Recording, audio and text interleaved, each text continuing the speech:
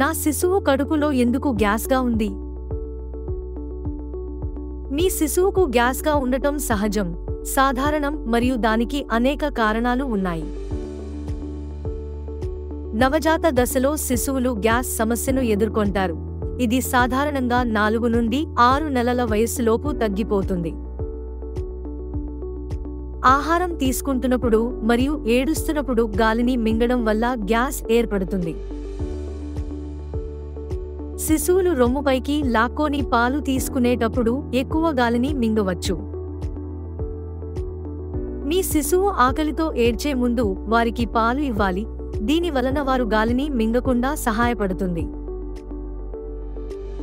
శిశువు పాలు తాగిన తర్వాత వారిని నిటారుగా నిలబడేలా చేయడంతో వారు బర్ప్ చేయడంలో సహాయపడుతుంది. శిశువును తన పొట్టపై పడుకోబెట్టడం, ఊపిరి పీల్చుకోవడం మరియు ఫీడింగ్ పొజిషన్ను సర్దుబాటు చేయడం వంటి సున్నితమైన నిర్వహణ మీ శిశువు యొక్క గ్యాస్ సమస్యలు నివారించుటకు సహాయపడుతుంది.